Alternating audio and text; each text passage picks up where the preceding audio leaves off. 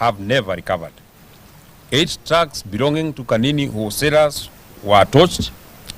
Ketia supermarket was broken into and shelves emptied, while Nganga's hotel was completely vandalized. In Kabati, Kandara constituency, Muranga County, county supermarket was looted dry. The proprietor sounded an alarm 3 hours before the looting began, and not a single police officer showed up. The culprits were non-locals, guarded by police in plain clothes. In Meru Town, Maguna's supermarket was torched in broad daylight to lay blame on the DCP National Organizing Secretary, the Honorable Midhika Linturi. Video clips of police officers and goons torching the supermarket went viral online. No arrests were made, no arrests have been made. In Githurai, Kasmat supermarket was broken into and looted. It took over 4 hours before the police responded. Concurrently, the cooperative bank breaking took 2 hours in the same area, and no police officers appeared at the crime scene of crime. More recently, on the 18th of May 2026, when public transport services providers kept their vehicles off the road to protest the high fuel prices, protests in the Mount Kenya towns were infiltrated by state-sponsored goons. They destroyed property, blocked roads, and looted businesses. More such actions of state-sponsored violence have been meted to the people of Kajiado and Narok, specifically Kitengera and Kiserian towns.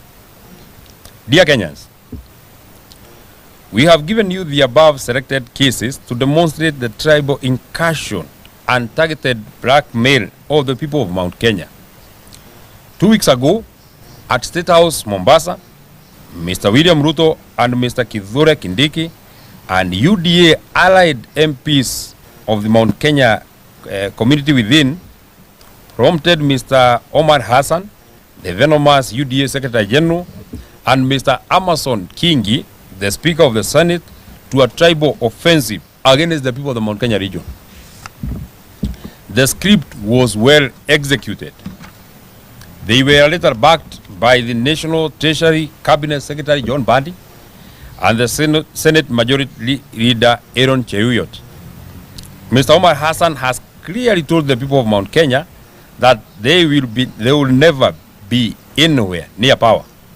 He called the people of Mount Kenya all manner of names. All this was in front of the president and his deputy, who were nodding happily.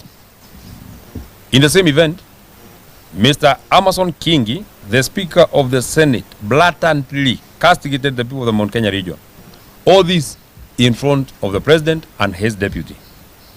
Mr. John Bandi, the Cabinet Secretary for Treasury, has told the people of the Mount Kenya region that they should be nowhere near the leadership of this country. He has not been asked a single question. He is the Cabinet Secretary in charge of the National Treasury. The Lamu County Woman Member of Parliament Muthoni Marubu warned Kikuyus in Peketoni and Lamu that they would be killed if they do not vote for William Ruto in 2027. Mr. William Ruto has a perfect script to stifle the people of the Mount Kenya region to oblivion ahead of the 2027 general elections and ensure voter suppression, voter apathy, and completely demobilize them. To the people of the Mount Kenya region, we stand with you as your leaders. You are Kenyans, and a majority of the people of Kenya stand with you. Be strong. We remind you that you are still the sons and daughters of Mau Mau. Since the government of Mr. William Ruto will not protect your businesses and your properties, you must invest in private security and secure your properties. Know your neighbor and keep watch. ahead of the anticipated June 2026 Gen Z anniversary and the Finance Bill 2026 anticipated protest, we have received credible intelligence that Mr. William Ruto, through Mr. Kipchumba Murkomen, Mr. Raymond Omoro, and Mr. Moses Kuria, are planning to destroy businesses and property belonging to the people of the Mount Kenya region. Do not allow people not from your locality to protest and destroy property and your businesses. Remain peaceful and protect your towns and villages. Fellow Kenyans, we further heard that the UDA allied MPs from the Mount Kenya region were trying to shout at Omar Hassan, the UDA Secretary General, to resign. In fact, they gave him 48 hours to resign. It is now over 350 hours. Vote out if you're men. Vote out if you're women enough. Why haven't you called on Amason Kingi, John Bandi, Kithure Kindiki, and William Ruto to resign? We are not fools, and we are not your children. You are our colleagues, and we know you well.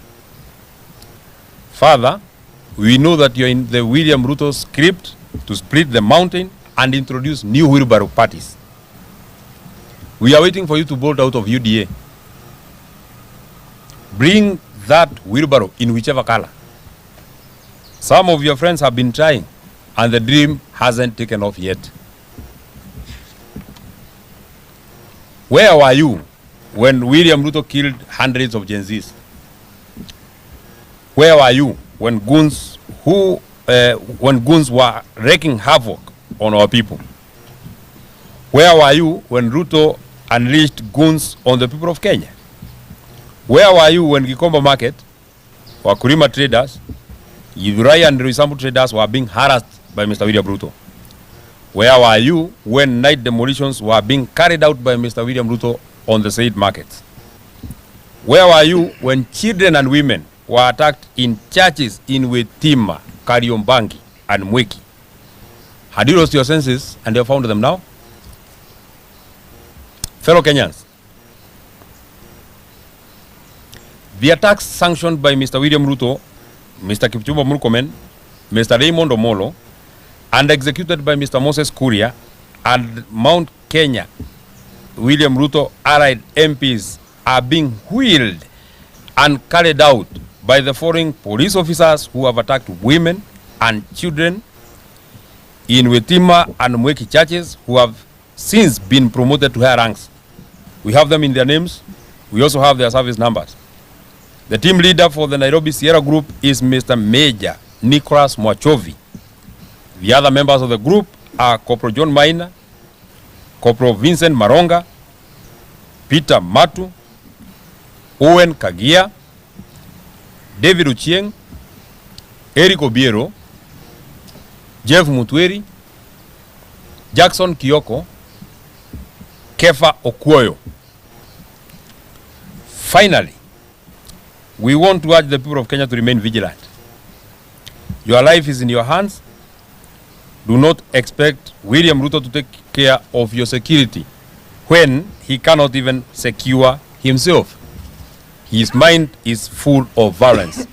That is the end of our statement. Thank you very much. Asanteni sana. It is very comprehensive. You need not to ask questions. Asanteni sana.